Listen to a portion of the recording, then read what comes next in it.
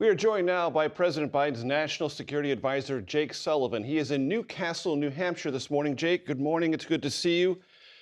The Hamas video release of Idaan Alexander, I know the administration regards it as a cruel, propagandistic maneuver, but do you detect anything tactical at all in the timing of the release of this video, Jake?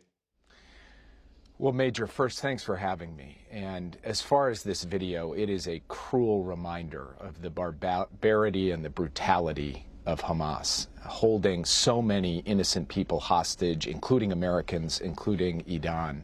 We were in touch with Idaan's family yesterday. I'll be talking to the families of all of the American hostages, including Idaan's family, this week.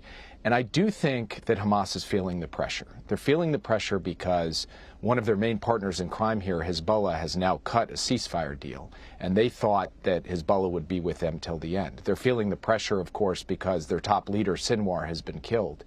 So they may be looking anew at the possibility of getting a ceasefire and hostage deal, and we are working actively with all of the key players in the region, including Israel and Turkey and Qatar and Egypt, to try to bring that about in the coming days. Conversations will be happening even this very day to try to make that happen as soon as possible. Jake, it has been reported that the Israeli Prime Minister Benjamin Netanyahu, in a conversation with Idaan's family, said, quote, "Conditions are ripe," unquote, for a hostage deal. How do you assess that? Well, we have been working closely with the Israelis since President Biden went out into the Rose Garden and announced the ceasefire across the border between Israel and Lebanon. And what President Biden said was this opens a real opportunity to get that ceasefire and hostage deal in Gaza.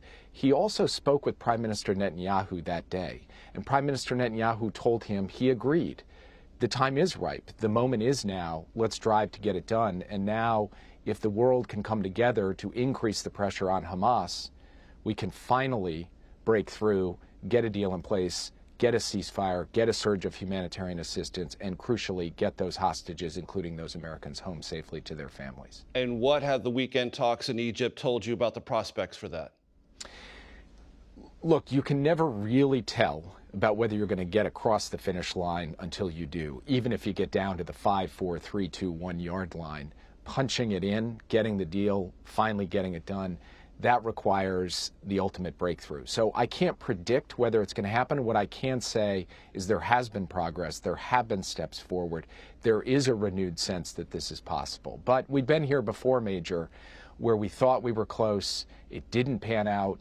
And so I'm not going to get ahead of myself or make any predictions or provide false hope. What I will say is we are driving at this with everything we've got. We think we have a chance, but we won't rest until we get it done. The fate of the hostages, of course, on the administration's mind, on the minds of all Americans and all in the region. But also, Jake, I'm sure you saw over the last couple of days the video from Gaza of Palestinians surging to try to get a loaf of bread, in some cases crushing one another unintentionally. All suggestions are that the humanitarian situation there is, if it already isn't past crisis stage, near famine crisis stage. How much does that intensify the need to get this thing across, as you just said, the finish line? The humanitarian situation in Gaza is a crisis. You have too many people who are suffering from shortages of food, water, medicine, access to sanitation, innocent people who deserve a measure of peace and deserve access to all of those life-saving supplies in abundance. The United States has been working week in, week out, month in, month out, to open crossings, to move trucks, to ensure that humanitarian aid gets in. And at critical moments, we have been able to intervene in ways that have staved off the worst case scenarios of famine. But it's constantly stalking Gaza. And so more needs to be done to get aid in. Now, part of the problem, as we've seen just in the last 24 hours, is not actually moving aid from outside Gaza into Gaza, but moving it around Gaza once it's inside. The UN, in fact, said it was suspending movement from certain areas of Gaza because of concerns about looting. These are all things that would be helped if there were a ceasefire in place. Because with a ceasefire, with calm in Gaza, it becomes that much more straightforward to move the aid around the Strip so that it can get to people, including to people who are currently in areas that are experiencing very heavy conflict. So one of the key things that we would like to achieve in this ceasefire deal is the surge of humanitarian aid to go along with the release of the hostages. Jake, is the probability of a ceasefire enhanced or undercut when someone such as South Carolina Senator Lindsey Graham says President-elect Trump wants a ceasefire before inauguration deal? Does that help you or hurt you? Look, I think the key actor right now holding the decision on the ceasefire is Hamas. And the key thing motivating Hamas is not American politics or the American presidential transition. It's their determination about whether or not it makes sense for them at this point, after Hezbollah has abandoned them, after their leader has been killed, after their military formations have been degraded, to finally say yes to a ceasefire and hostage deal. That's going to be the telling thing more than anything that's said back here. But I will say this. There has been very good coordination between our team and the incoming team on all of the aspects of the crisis in the Middle East. We felt it was important that we be in touch with them to keep them up to speed on what's happening, because this handoff has got to be smooth. And they, in turn, have reciprocated by being open and transparent and working with us. This is how it should be in a transition. This is what we're going to keep driving for every day that we have left in office. Jake, I want to have a conversation with you about leverage as regards the Israeli government. I want to play for you something that Maryland Democratic Senator Chris Van Hollen said on this program a week ago. Let's listen.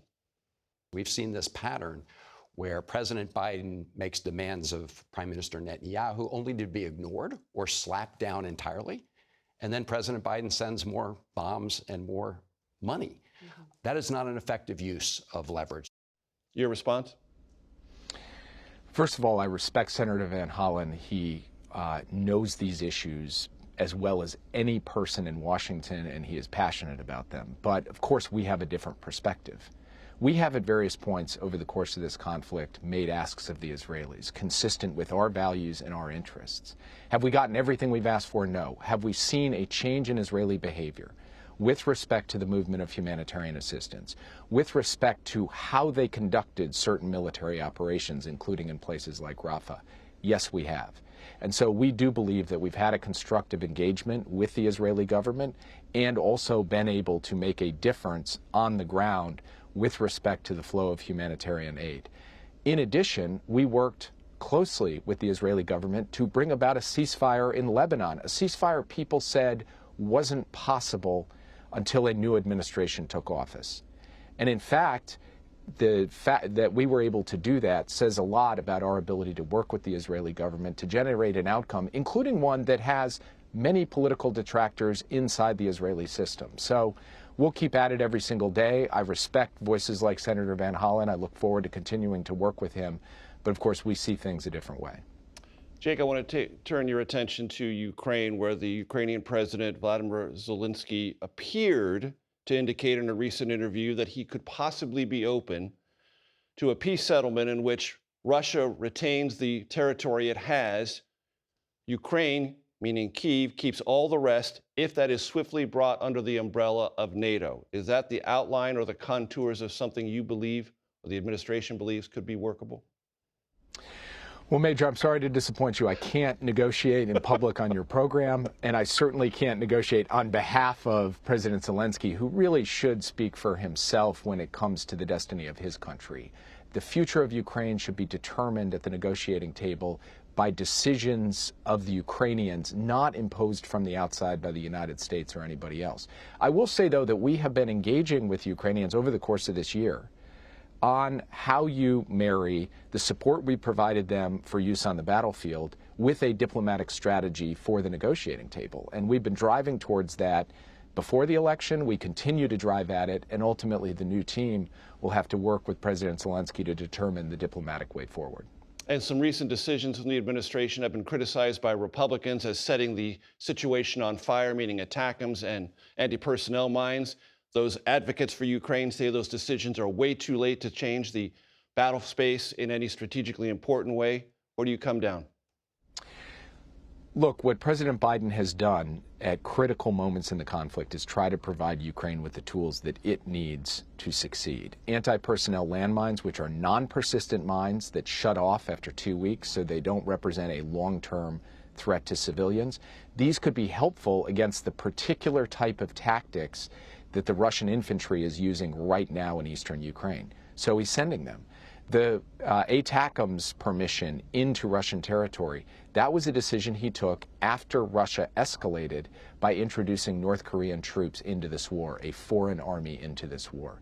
So that was a responsible, coordinated step that we took with other allies to respond to that provocation, to that escalation by Russia. The president has been clear all along. We are going to give Ukraine the tools it needs. We are also going to do what we can to put them in the best possible position on the battlefield, so they'll be in the best possible position at the negotiating table, and then that this war will ultimately end in diplomacy. National Security Advisor Jake Sullivan, thanks so much for your time. And we'll be right back with a lot more Face the Nation. Please stay with us.